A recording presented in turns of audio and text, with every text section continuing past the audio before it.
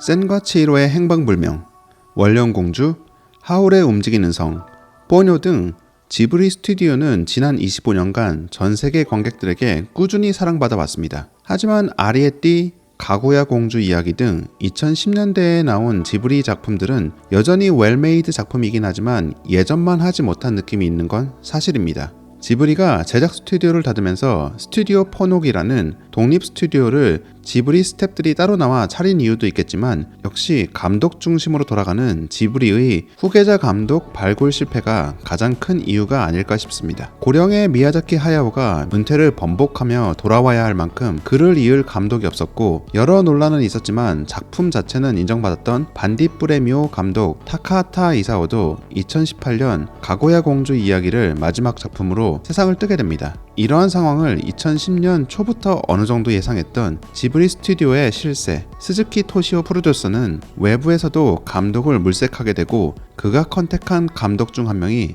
바로 네덜란드 출신 감독 마이클 두독이었던 것입니다.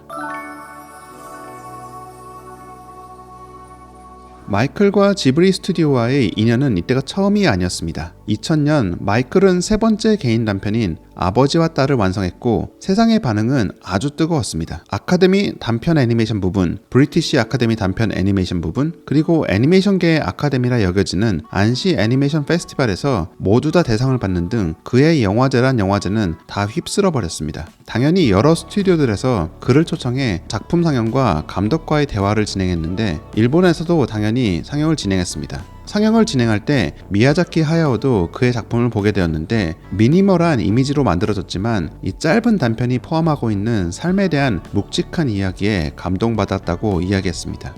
미야자키도 이때부터 마이클 감독의 재능과 철학을 인정했던 것입니다. 개인적으로도 20여 년이 지난 지금까지도 가장 좋아하는 단편 작품 중에 하나가 바로 아버지와 딸입니다. 이 작품은 유튜브에 풀 버전이 올라와 있고 대사가 없기 때문에 언어에 대한 걱정도 하실 필요가 없으니 꼭 한번 감상해 보시길 추천드립니다. 위에 링크를 남겨놓고 아래 디스크립션 란에도 링크를 남겨놓을 테니까 체크해 보시길 바랍니다. 그가 어떻게 붉은 거북과 같은 작품을 만들 수 있게 되었는지 아버지와 딸을 보면 어느 정도 이해가 되는 것 같습니다. 다시 마이클 감독의 이야기로 돌아와 아버지와 딸의 메가 히트 후 그는 프랑스와 스페인 등에서 애니메이션 광고와 단편 등을 제작하며 커리어를 이어갑니다.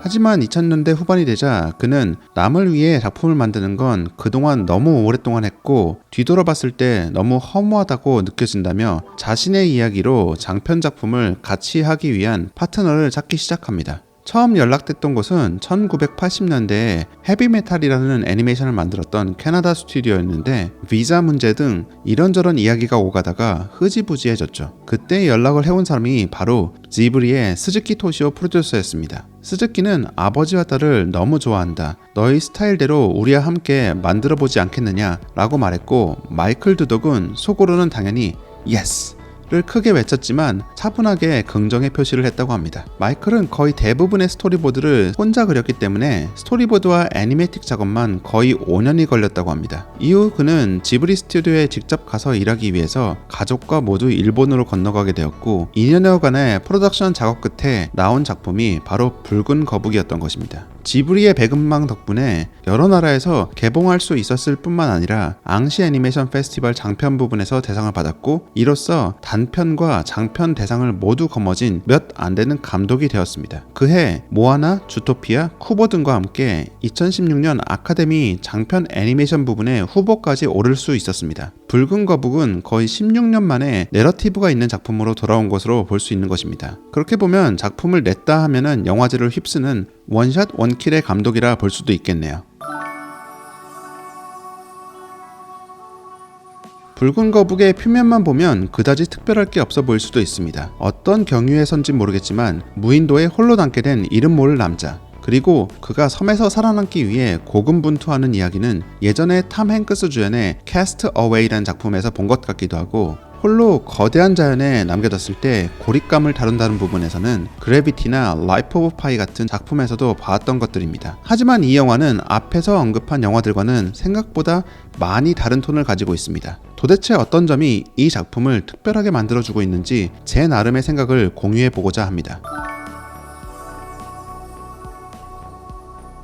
이 영화는 대부분의 샷이 측면에서 찍는 프로파일 샷, 그리고 하늘 위에서 내려다보는 버드 아이 뷰에서 찍혀 있습니다. 대부분의 재난 영화는 이런 식으로 캐릭터의 감정을 최대한 관객이 공감할 수 있도록 하는 정면샷이나 클로즈업이 많이 포함되어 있기 마련인데, 이 영화는 지독할 정도로 캐릭터로부터 관객을 분리해 놓습니다. 그리고 우리는 그 상황을 조금 더 객관적인 시선으로 바라보게 되죠. 대자연의 시점에서 군집이 아닌 하나의 인간을 독립된 개체로 관찰하는 느낌이라고나 할까요? 그러한 이유로 이 영화에서 움직이는 대부분의 피사체들은 화면 안에서 아주 작게 그려집니다. 오히려 그를 둘러싸고 있는 거대한 대나무 숲, 저무는 해를 머금고 있는 수평선, 뭉실뭉실 하늘을 메우고 있는 구름이 더 지배적이라고 할 수 있습니다. 그 안에서 허우적대는 인간은 사실 대자연에게는 어떠한 영향도 끼치고 있지 못하고 왜 그는 이러한 환경을 거부하고 있는 것이지? 라는 의문마저 들게 하죠.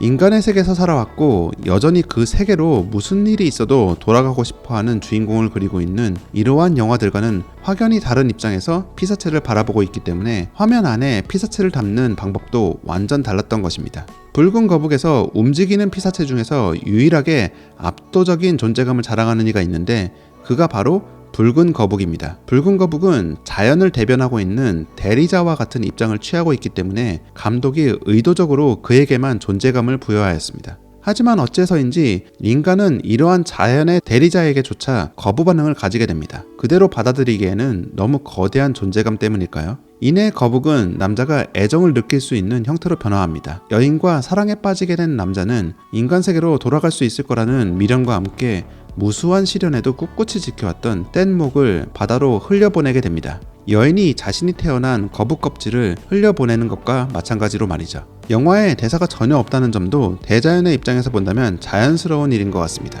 굳이 인간의 언어를 우리가 들을 필요는 없으니까요. 사실 연출의 입장에서 본다면 대사로 풀어낼 수 있는 이야기 전개가 무궁무진하며 또 상대적으로 수월하다는 점을 생각하면 장편 영화를 만들 때 대사를 전혀 사용하지 않으면서도 캐릭터의 감정 하나하나가 다 전달되도록 연출했다는 점에서 마이클 두덕 감독의 연출 역량에 다시 한번 감탄하게 된 것 같습니다. 그만큼 캐릭터 애니메이션, 사용하는 컷의 종류, 에디팅 타이밍, 그리고 음악만으로도 자신이 원하는 감정을 다 전달할 수 있다는 자신감이 있었기 때문이겠죠. 이 영화의 두 번째 차별성은 캐릭터의 이름이 전혀 없다는 것입니다. 심지어 마이클 두덕 감독도 Nameless Man, 즉 이름이 없는 남자라고 인터뷰에서 공식적으로 말할 정도니 일부러 그랬을 가능성이 많아 보입니다. 인간은 아무리 외로워도 자신이 이름을 불러줄 존재가 있다면 본능적으로 외로움이 한결 나아지나 봅니다. 캐스트 어웨이에서는 윌슨이라 불리웠던 배구공 덕분에 극한의 외로움에서 미치지 않고 고난을 이겨낼 수 있었고, 라이프 오브 파이에서는 자신의 목숨을 위협하는 존재이자 작은 조각배 안에 유일한 생명체인 호랑이에게조차 리차드 파커라는 이름을 지어주었고, 그래비티에서도 비록 세상을 떠난 존재이지만 그녀의 딸 세라의 이름을 읊조리며 지구라는 고향으로 돌아가려 안간힘을 다해 애씁니다. 김춘수 작가의 시 꽃에 나오는 구절, 내가 너의 이름을 불러줬을 때 그는 내게로 와 꽃이 되었다 와 같이 인간은 이름을 통해 많은 의미를 부여하고 위안까지 받는 것 같습니다. 그러한 점에서 이 영화는 관객들에게 이 피사체 자체에 너무 깊이 연민을 느끼지 말고 인간의 삶 자체를 더 높은 위치에서 조망해보자라고 제안하는 것 같습니다. 여기 화면 안에 모든 것들이 똑같이 이름 없는 것들이기 때문에 남자와 여기 올망졸망 기어다니는 작은 꽃게들이 그다지 달라 보이지 않는 것 같네요. 마이클 두덕 감독의 영화는 대부분 아주 심플하지만 강렬한 선들로 이루어졌습니다. 이전 단편에 비해 훨씬 개성이 줄어들었긴 하지만 여전히 화면에 사용된 선들은 매우 정돈되면서 함축적인 의미를 만들어주고 있습니다. 과연 어떤 것들은 선을 이용해서 그렸고 또 어떤 건 생략한 것일까요? DP30와 40분 이상 진행한 이 인터뷰 영상을 보면 감독은 내러티브를 바탕으로 영화를 만들어가는 이야기꾼이라기보다는 포에릭, 즉 시적으로 압축해 의미를 전달하는 타입인 것 같다고 말하고 있습니다. 그의 성향이 고스란히 배어들어 있는 이 작품은 단순한 생존기를 넘어 자연을 마주하는 법을 배워가고 그 안에서 사랑을 이뤄가는 이야기, 사랑의 결과로 태어난 아이와의 만남, 그리고 어느덧 그들의 존재로 인해 더 이상 무인도가 아니게 돼버린 섬은 그들의 보금자리가 되고, 어느덧 머리가 커진 아이는 섬이라는 한정된 공간에 머물고 있는 부모를 내려다볼 만큼 커버리고 그 섬이라는 존재로부터 벗어나고 싶어하는 아이를 부모는 어떻게 보내줘야 하는지 고민하는 등 재난 영화를 빗대어 인간의 삶을 압축해놓은, 그리고 그러한 의미를 심플한 라인들로 압축해 표현한 한 편의 시를 보는 듯한 느낌의 영화라 할 수 있습니다.